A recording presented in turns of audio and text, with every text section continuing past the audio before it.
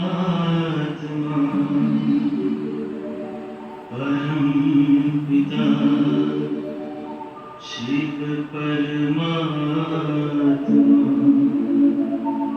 गीता ज्ञान के गुणदाता परम पिता शिव परमात्मा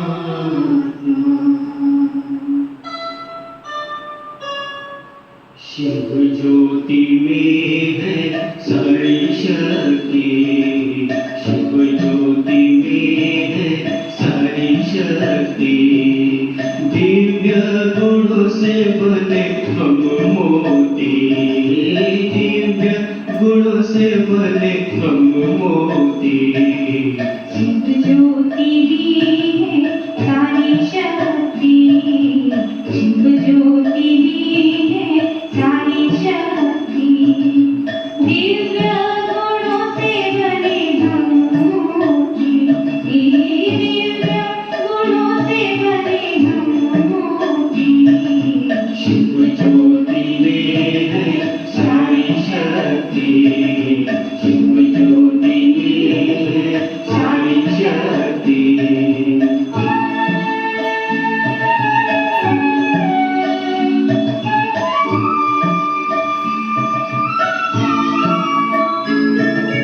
ज्ञानामृत के सागर कहलाते हैं वो पत्थर बुद्धि को पारस बनाते हो नर से नारायण बनाने वाले हैं वो नारी से लक्ष्मी बनाने वाले हैं वो शिव ज्योति में है सारी शक्ति शिव ज्योति में है सारी शक्ति दिव्य गुणों से बने हम मोती दिव्य गुणों से बने हम मोती शिव ज्योति में है सारी शक्ति शिव ज्योति में है सारी शक्ति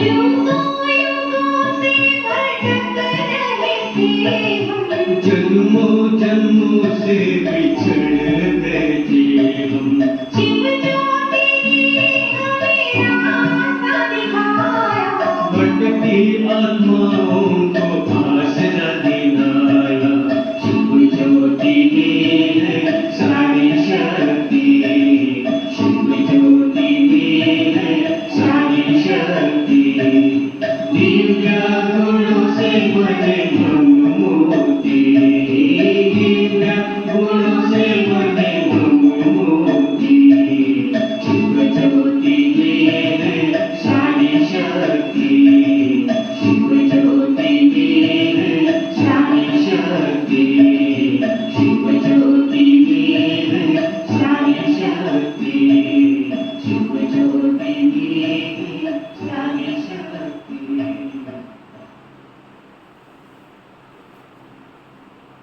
ओम शांति।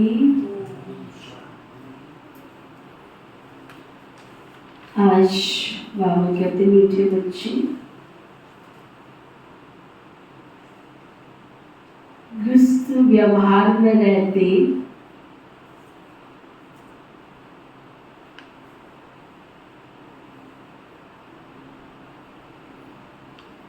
सबसे तोड़ निभाना है।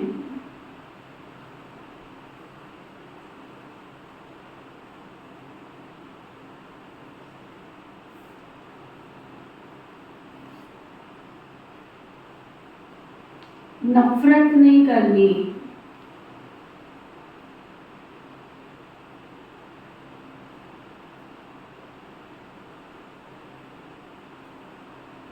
परिवार में रहते हो तो नफरत नहीं करनी, लेकिन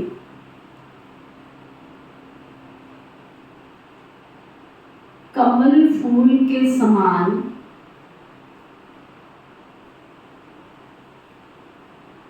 पवित्र जरूर बनना।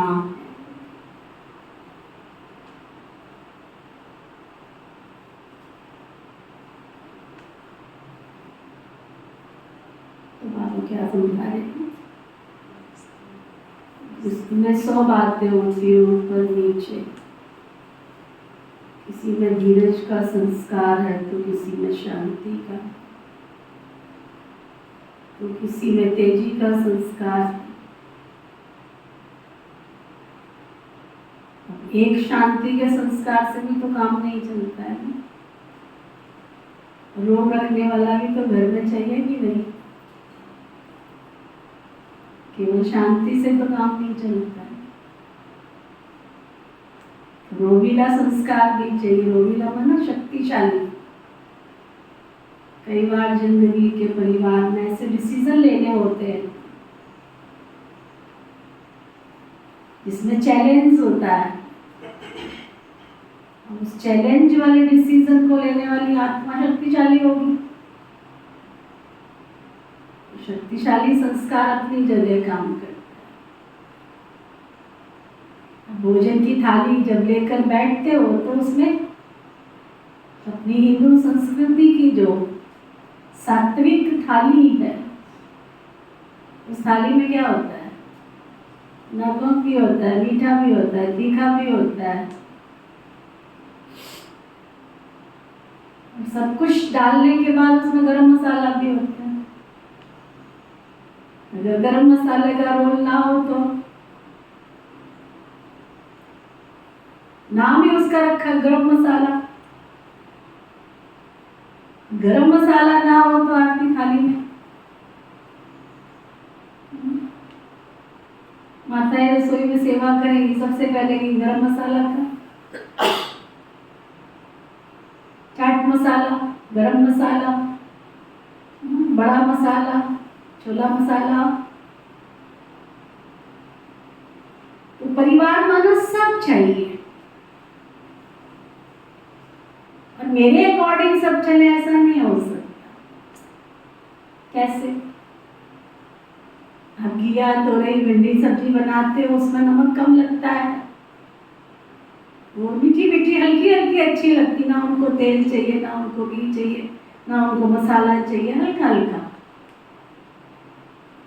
छोले भटूरे बनाओ तो छोले में तो मसाला चाहिए।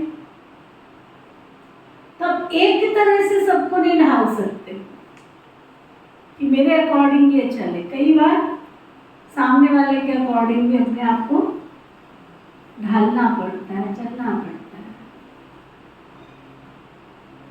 तो नफरत नहीं करनी,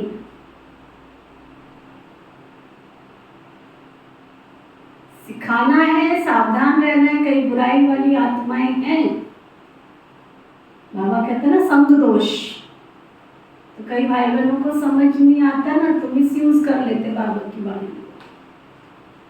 बाबा ने तो कहा था नफरत नहीं करनी, इसलिए तो हम उनके साथ बैठ के चाय पी रहे थे।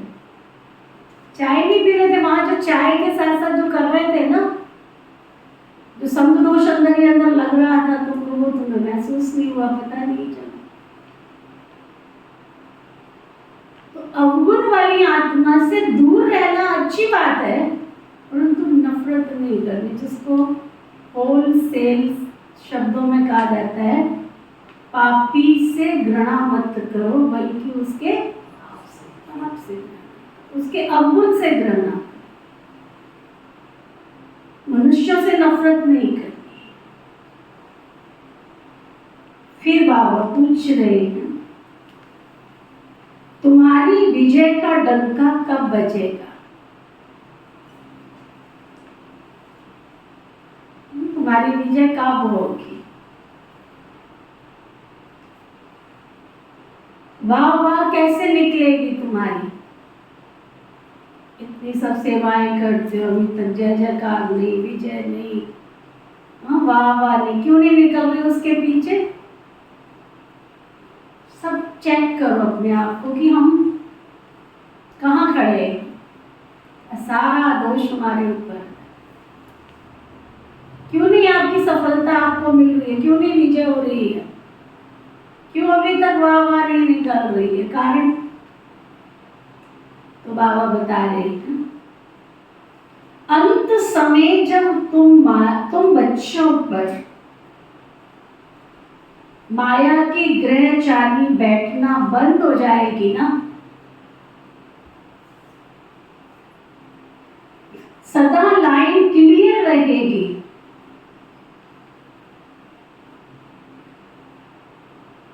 तब तुम्हारी बाबा निकलेगी। अभी तो फीलिंग में आ जाते हैं, क्रोध में आ जाते हैं, बहकावे में आ जाते हैं। ये भी एक ब्राह्मणों में अवगुण, सुनी सुनाई बातों पर विश्वास कर लेते हैं। बाबा कहते हैं अभी तो बच्चों पर ग्रहचारी बैठती है, विघ्न पड़ते रहते,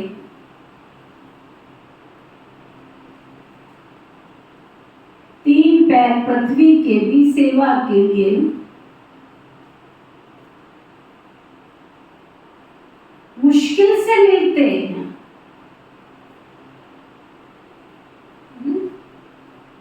सब लैंडलॉर्ड बने हुए हैं, लेकिन उस लाइन में से बाबा के लिए लैंड देना मुश्किल लगता है सबको।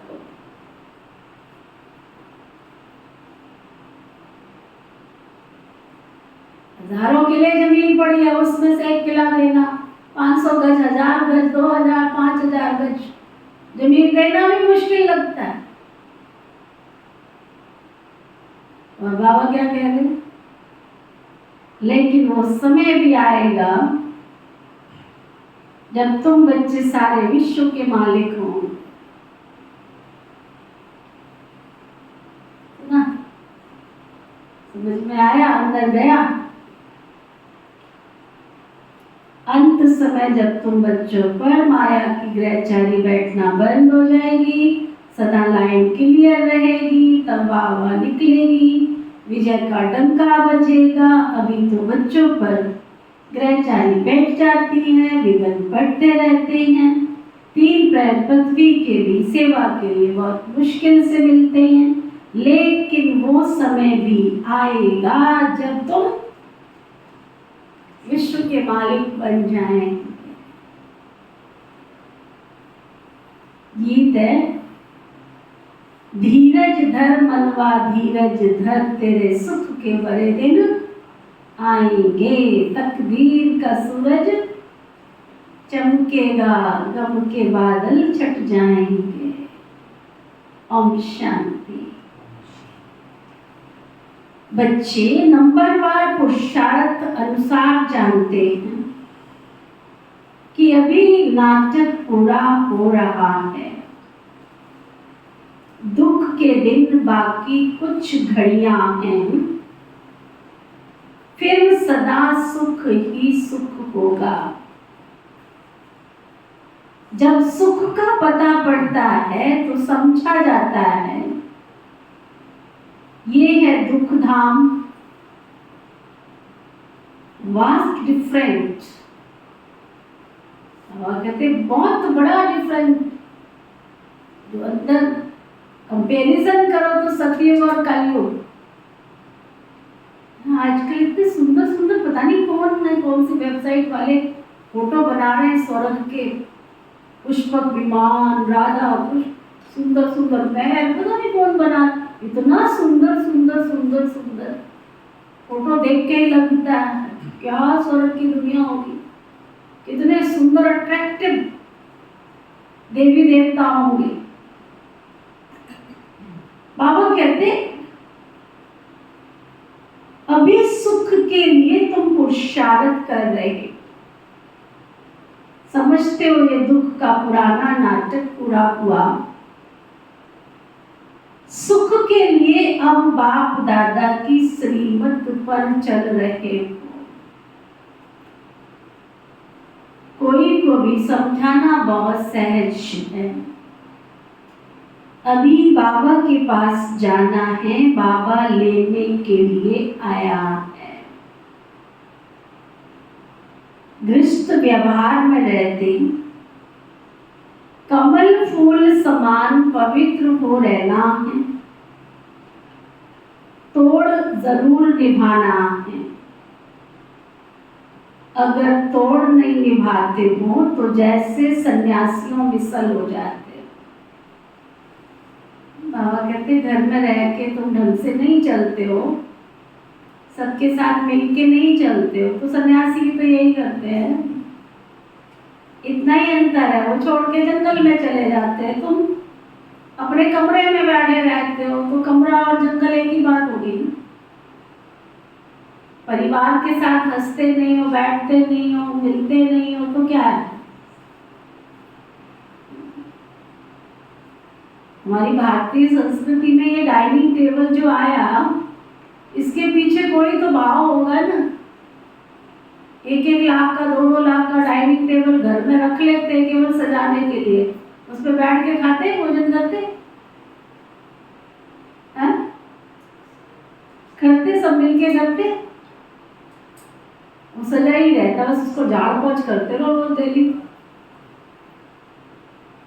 बनाया तो इसलिए था ना कि सब बैठो, थोड़ा गपशप करो, थोड़ा सा बातचीत करो, भोजन का ही तो समय होता है जब इकट्ठे होते हैं सब।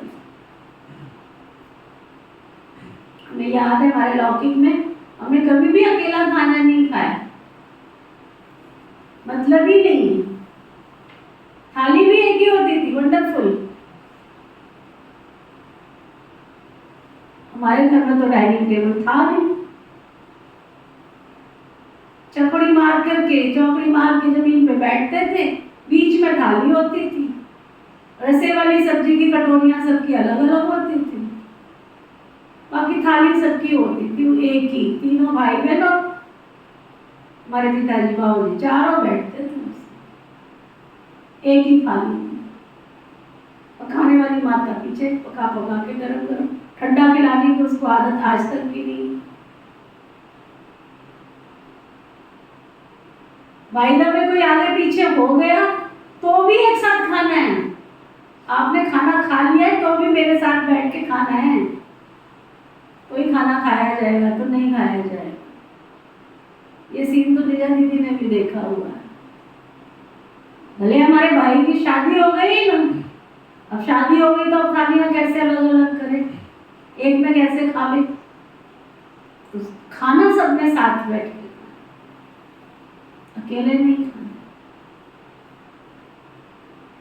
संगठन है, प्यार है, हंसो, कमा रहे हो तो किसके लिए? परिवार के साथ हंसो, उठो, बैठो, खाओ, पियो, प्यार से मिलो जुलो। गृहस्थ व्यवहार में रहते कमल फूल समान पवित्र रहना है। तोड़ जरूर निभाना है। अगर तोड़ नहीं निभाते हो तो जैसे सन्यासियों विसल हो जाते। वह तोड़ नहीं निभाते तो उनको निवृत्ति मार्ग हठयोग कहा जाता है। सन्यासियों द्वारा जो सिखलाया जाता है वो हठयोग। हम राजयोग सीखते हैं जो भगवान आकर हमको सिखलाते।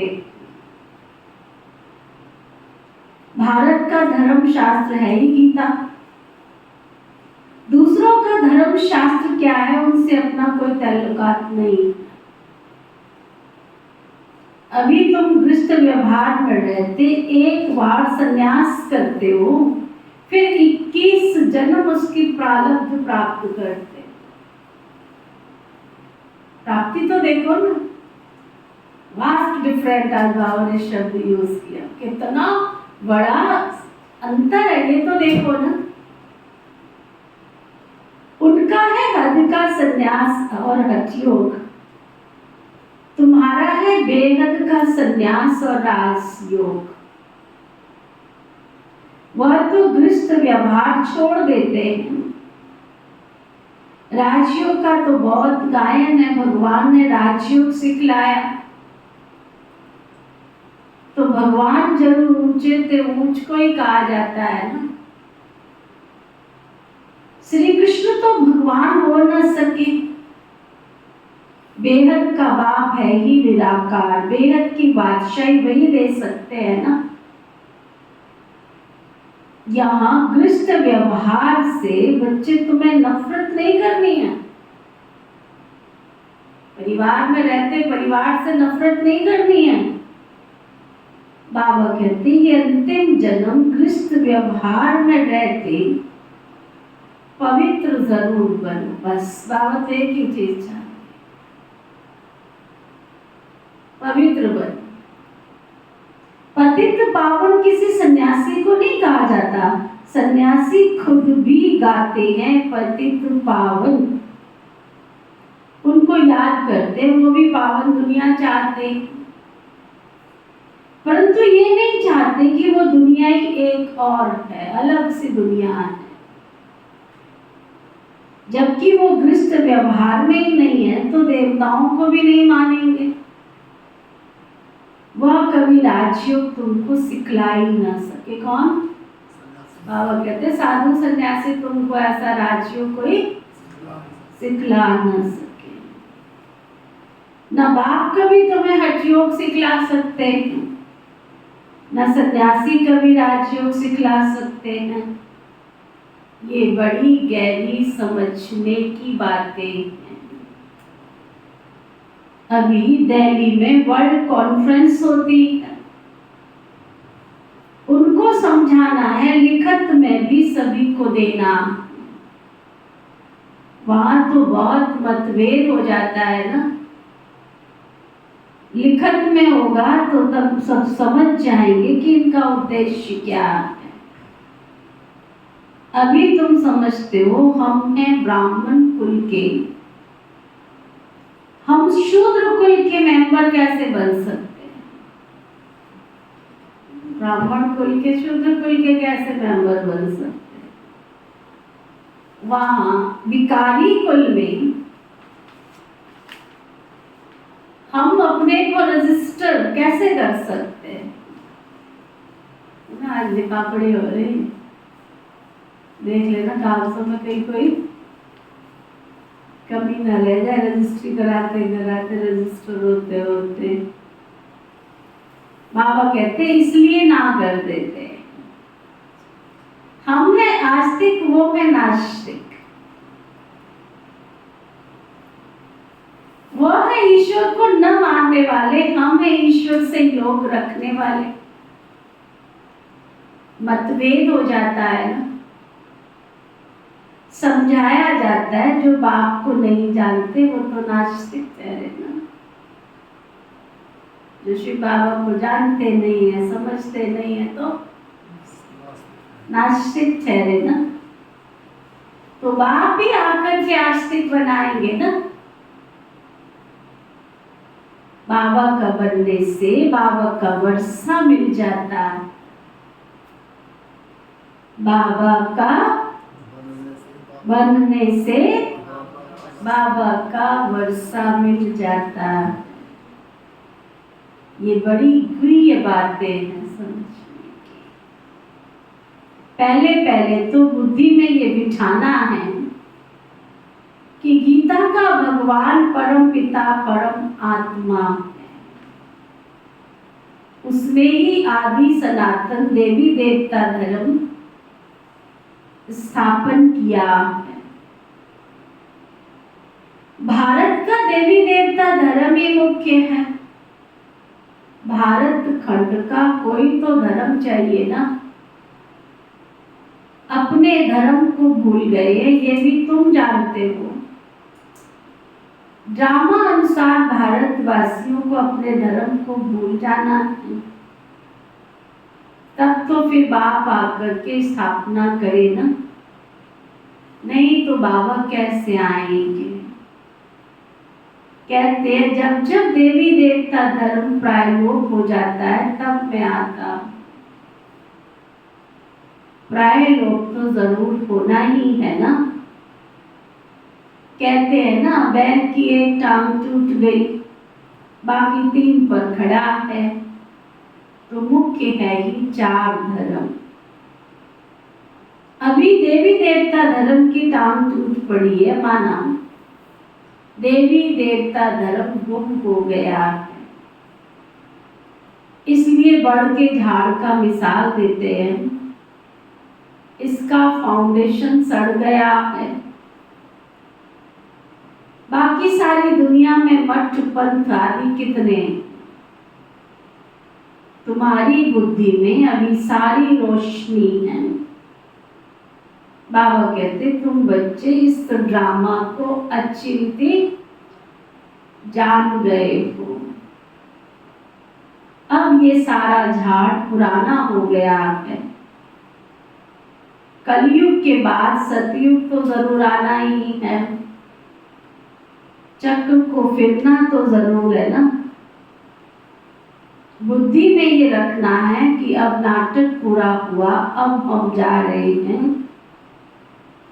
चलते उठते बैठते याद रहे कि अब हम सबको अपने घर वापस जाना है। मन मनावम मध्या जीवम का यही अर्थ है ना। कोई भी बड़ी सभा में भाषण आदि करना है तो यही समझाना है। परमपिता परमात्मा फिर से कहते हैं, हे बच्चे, देह सहित देह के सब धर्म त्याग, अपने को आत्मा समझ बाप को याद करो तो पाप तुम्हारे खत्म हो जाएंगे। पाप खत्म कब होंगे? जब हम अपने को आत्मा समझ याद करेंगे।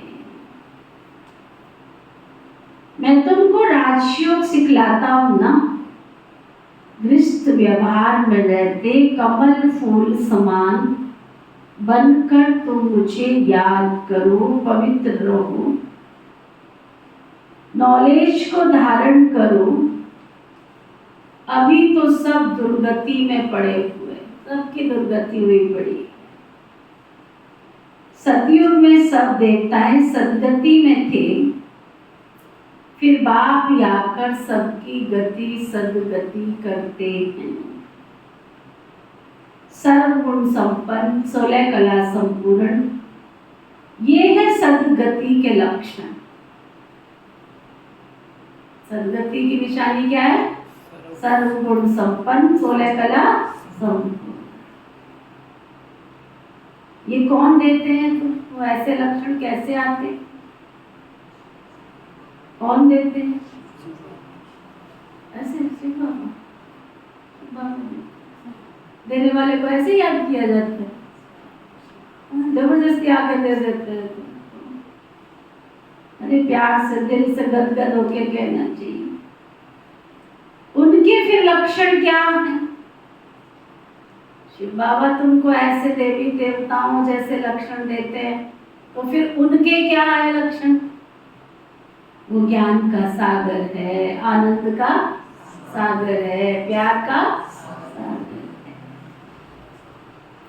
उनकी महिमा बिल्कुल ही अलग है। ऐसे नहीं कि सब एक ही हैं। एक बाप के बच्चे सभी आत्माएं हैं। प्रजापिता की औलाद होते हैं ना। अब नई रचना रची जाती है। प्रजापिता की औलाद तो सब है, परंतु वे लोग इन बातों को जानते नहीं हैं।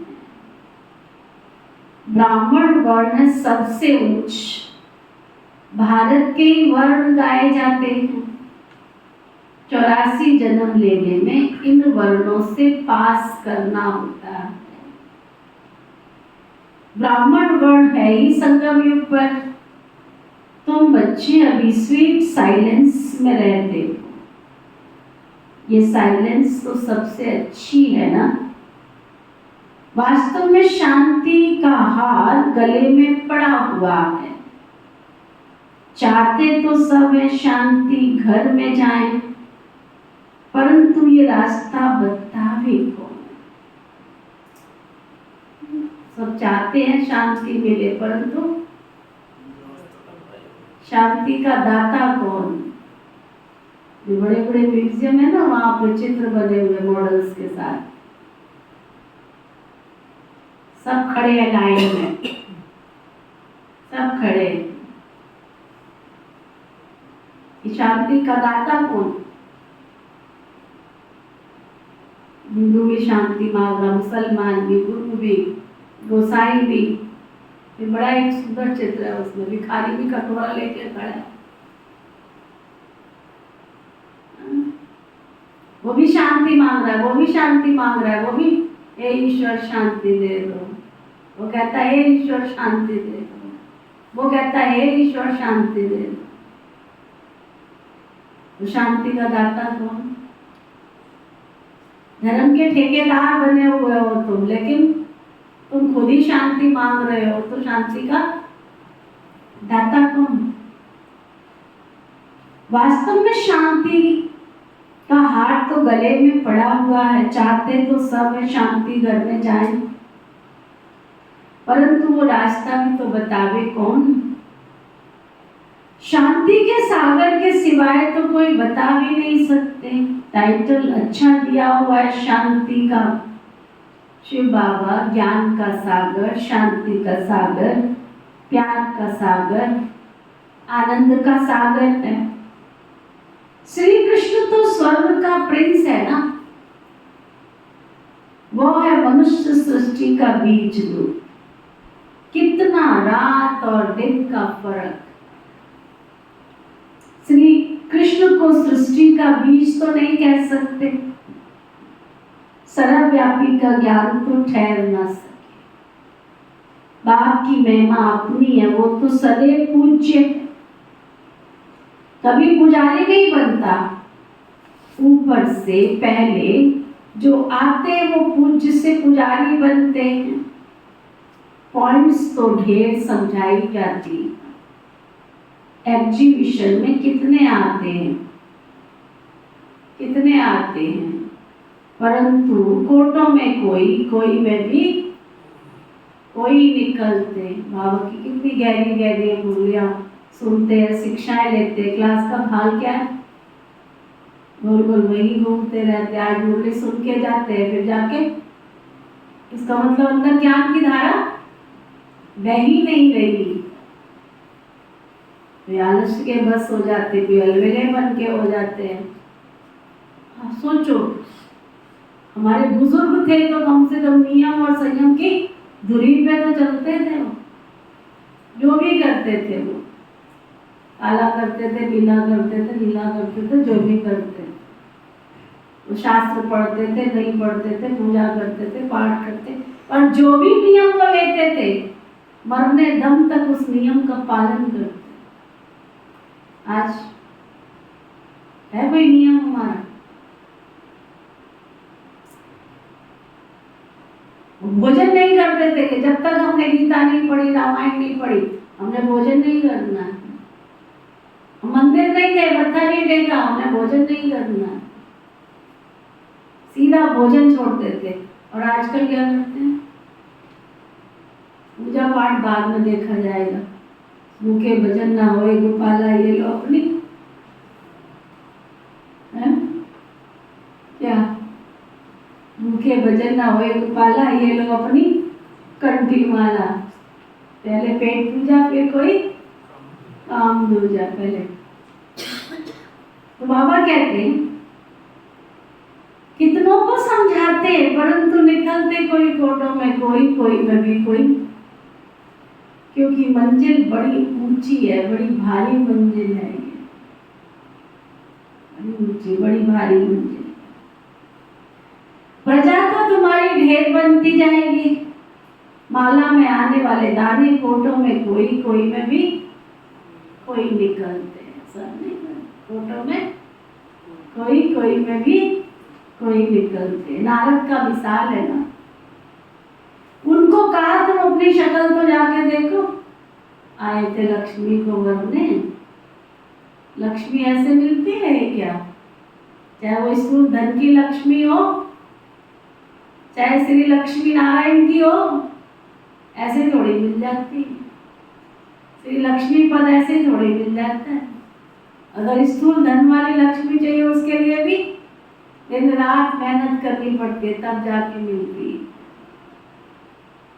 बाबा कहते हैं प्रजा तो बहुत बननी है, राजा तो फिर भी राजा ही है। एक एक राजा को लाखों की प्रजा रहती है, तो पुरुषार्थ तो बहुत ऊंच करना चाहिए ना। राजाओं में भी कोई बड़ा राजा होता है, कोई छोटा राजा होता है। भारत में तो कितने राजाएं थे, सतयुग में भी बहुत महाराजाएं होते हैं। ये सतयुग से लेकर चला आया है। महाराजाओं को बहुत प्रॉपर्टी होती है, राजाओं की थोड़ी कम हो जाती। ये श्री लक्ष्मी नारायण बनने की नॉलेज, उसके लिए पुरुषार्थ चलता रहता है। तो बाबा पूछते, लक्ष्मी नारायण का पद पाओगे या राम सीता? बाबा पूछते, क्या बनना है? सिलेक्शन हो रही है, क्या बनना है? तो कहते हम तो लक्ष्मी नारायण का ही पद पाएंगे और माँ बाप से पूरा पूरा वर्षा लेंगे। ये तो बड़ी वंडरफुल बातें हैं। और कोई जगह ये बातें थोड़ी होती है तुम लक्ष्मी नारायण बनो। तो कहिए पूछी क्या लिया तुमने? वो तो जो गुरु गद्दी पे बैठा है उसके ही चरण स्पर्श करके समझते हैं भगवान मिल गए, और तुम कह रहे हो लक्ष्मी नारायण बनेंगे। वो कहेंगे तुम्हारा दिमाग तो ठीक है, पगला तो नहीं गए हो तुम कहीं? पगला गए हो, पगला का मतलब क्या होता है? पगला का मतलब क्या होता है? पा का मतलब होता है पाना, और तुम्हारे पंजाबियों में गल को कहते बात। तुमने किसी चीज को पा लिया होगा, वही तो पगला होगा। पगला ही तो गए कि हम श्री लक्ष्मी श्री नारायण बनेंगे, इसलिए तो हम ब्रह्मचर्य का पालन करते, इसलिए तो शुद्ध अन्न ग्रहण करते, इसलिए तो नियमित सत्संग करते, इसलिए तो तन मन धन से ईश्वर पर वारी जा रहे। पगलाई तो गए, और जो पगलाएगा वही ये सब कुछ करेगा। जो होशियार होगा वो तो करेगा ही नहीं, वो तो सुबह दोपहर शाम क्या करेगा? गिन गिन के नोट रखता जाएगा। बड़ी अच्छी कल किसी ने एक बात सुनाई।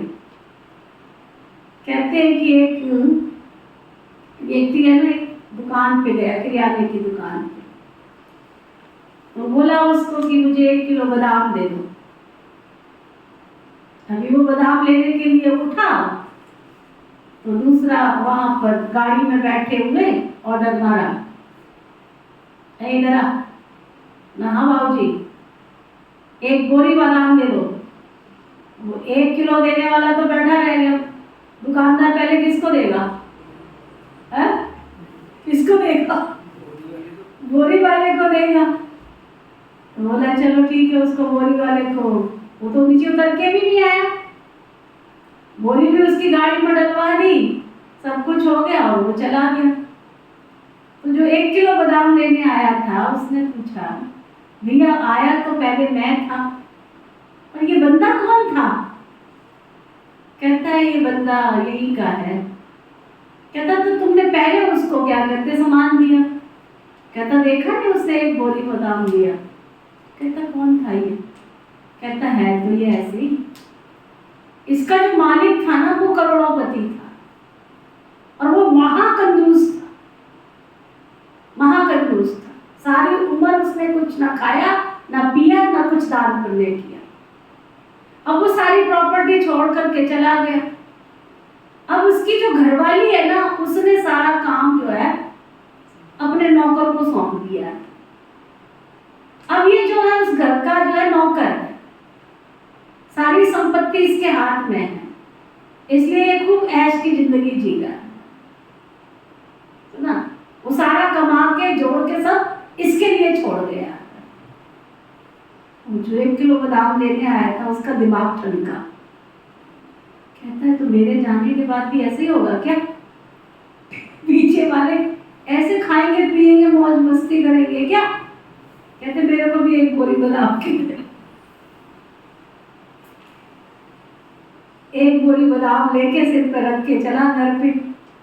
बड़ी देर हो गई, अब उस जमाने में फोन तो होते नहीं थे जो पूछे।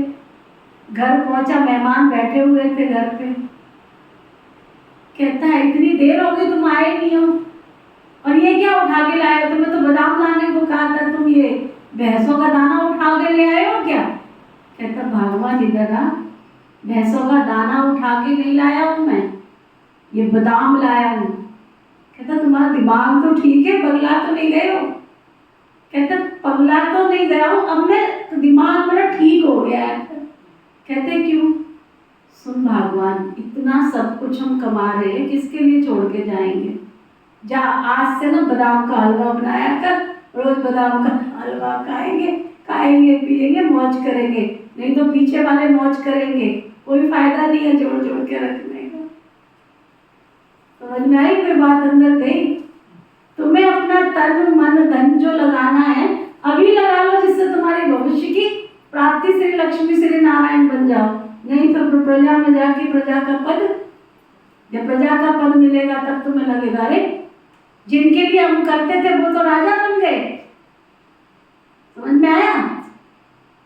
वो तो राजा बन गए और हम यही की यही रह गए। क्योंकि जो अपने हाथों से कर लोगे वही तो तुम्हारे साथ जाएगा ना।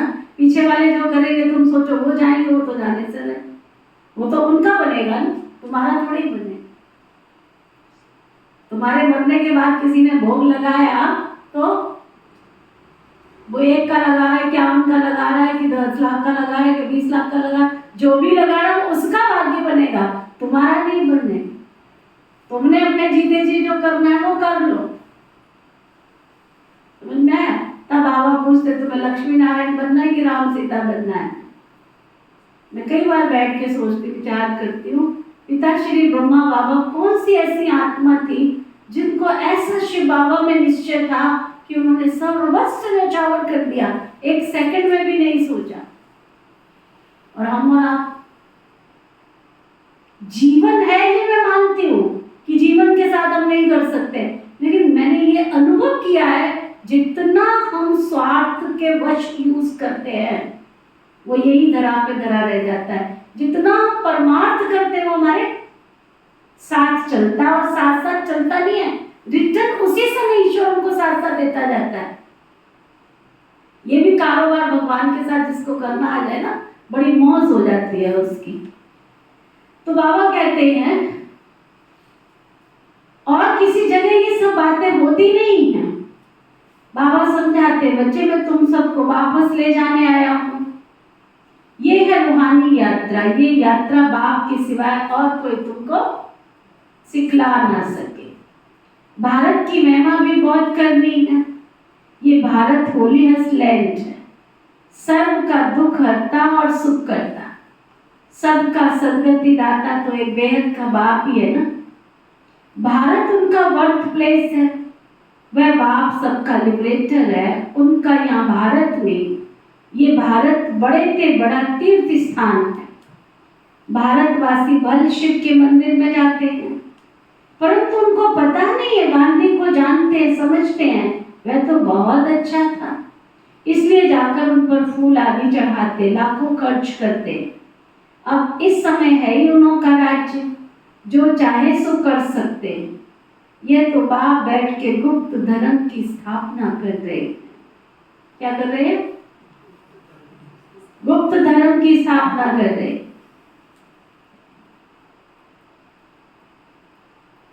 ये राज्य अलग है। भारत में पहले पहले देवताओं का राज्य था, दिखाते असुर और देवताओं की लड़ाई लगी, परंतु ऐसी बातें तो है नहीं। यहाँ तो युद्ध के मैदान में माया पर जीत पाई जाती है। माया पर जीते, बाबा कहते माया पर जीत तो सर्वशक्तिवान ही पहना सकते हैं। बाबा ही रावण राज्य से छुड़ाकर उनको राम राज्य में ले जाते हैं। राम राज्य की स्थापना करा रही है ना।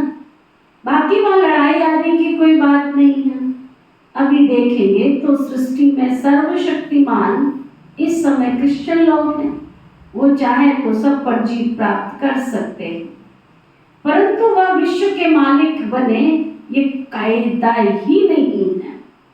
इस राज को केवल तुम बच्चे ही जानते हो। इस समय सर्वशक्तिमान राजधानी क्रिश्चियन की है, नहीं दोनों की संख्या कम होनी चाहिए क्योंकि लास्ट में आए हैं। परंतु 3 धर्मों में ये सबसे तीखा धर्म, सबको हाथ करके बैठे, ये भी ड्रामा बना हुआ है। इनके द्वारा फिर हमको राजधानी मिलनी है।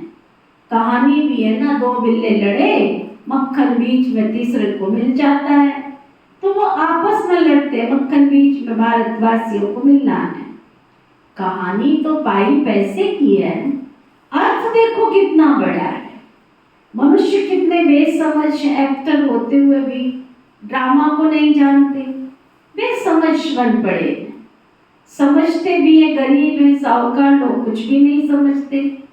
गरीब निवाज पतित पावन बाप गाया हुआ है। अब प्रैक्टिकल में पार्ट बजा रहे हैं, बड़ी बड़ी सभाओं में तुमको समझाना है। विवेक कहता है धीरे धीरे तुम्हारी वाह वाह निकलेगी, लास्ट मोमेंट में डंका तो तुम्हारा ही बजने वाला है। तैयार हो जाओ उस घड़ी के लिए। अभी तो बच्चों पर ही कुछ ना कुछ गैरचारी बैठती रहती, लाइन क्लियर नहीं है, बीच में पढ़ते रहते हैं। ये भी ड्रामा अनुसार पढ़ते रहेंगे। जितना जो पुरुषार्थ करेंगे उतना पद पा लेंगे। पांडवों को 3 पैर पृथ्वी भी नहीं मिलते थे, अभी का ही गायन है ना। परंतु ये किसको पता नहीं है कि वही फिर प्रैक्टिकल में विश्व के मालिक बने। तुम बच्चे जानते हो, इसमें अफसोस नहीं किया जाता, कल पहले भी ऐसे ही हुआ था। ड्रामा के पट्टे पर खड़ा रहना चाहिए, हिलना नहीं चाहिए। अब नाटक पूरा होता है, चलते हैं हम अपने सुखधाम। पढ़ाई ऐसी पढ़नी चाहिए, कैसी पढ़ाई ऐसी पढ़नी चाहिए जो ऊंच पद प्राप्त कर ले। अच्छा, मीठे मीठे सिखी हृदय बच्चों प्रति माता पिता बाप दादा का याद प्यार और गुड मॉर्निंग। रूहानी बाप की रूहानी बच्चों को नमस्ते।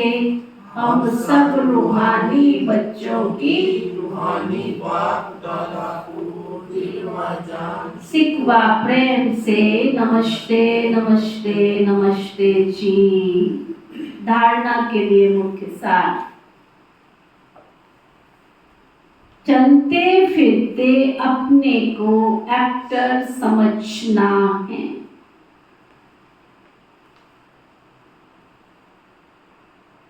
चलते फिरते अपने को एक्टर समझना है। ड्रामा के पट्टे पर अचल रहना है।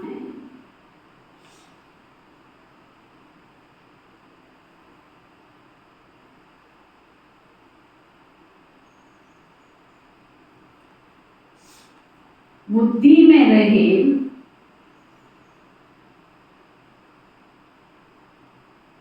कि अभी हम वापस घर जाते हैं।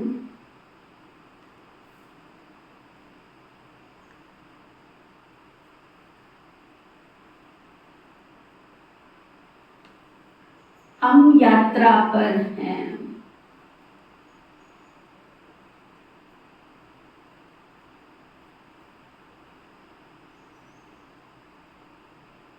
सद्गति के सर्व लक्षण स्वयं में धारण करने हैं।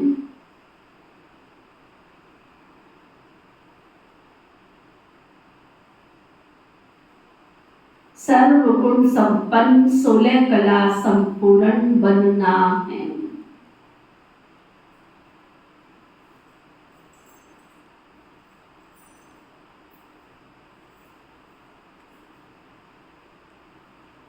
वरदान, सतगुरु प्यारे बाबा का वरदान,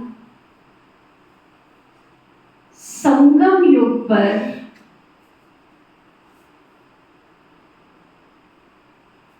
श्रेष्ठ मत द्वारा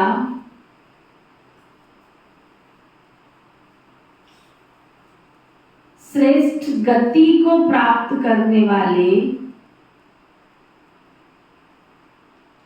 प्रत्यक्ष फल के अधिकारी भव।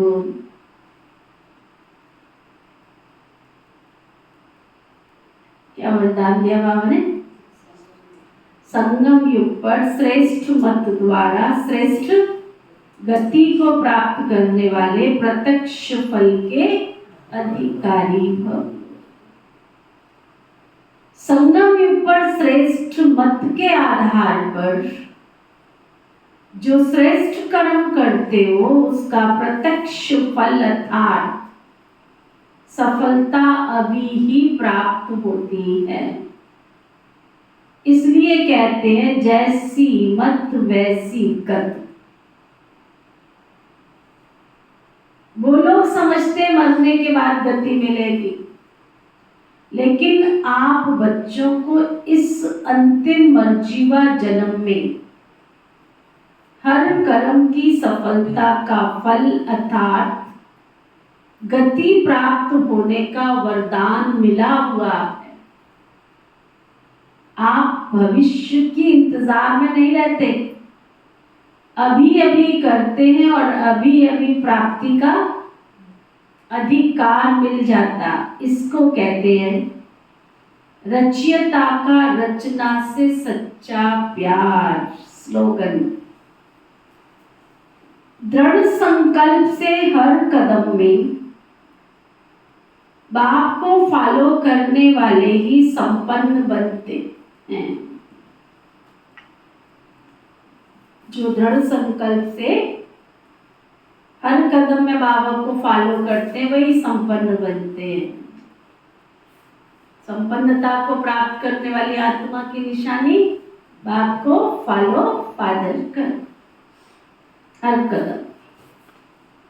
आज का अव्यक्त इशारा, कोई भी समर्थ संकल्प आत्मिक शक्ति अर्थात एनर्जी जमा करता है, समय भी सफल करता है। व्यर्थ संकल्प एनर्जी और समय को व्यर्थ गवाता है। इसलिए अब व्यर्थ संकल्प की रचना बंद करो। ये रचना ही आत्मा रचता को परेशान करने वाली है। इसलिए सदा इसी शान में रहो कि मैं आत्मा मास्टर सर्व शक्तिवान हूँ, समर्थ आत्मा हूँ, तो कभी भी परेशान नहीं होंगे और अनेकों की परेशानी को मिटाने वाले बन जाएंगे। ओके, ओम शांति शांति।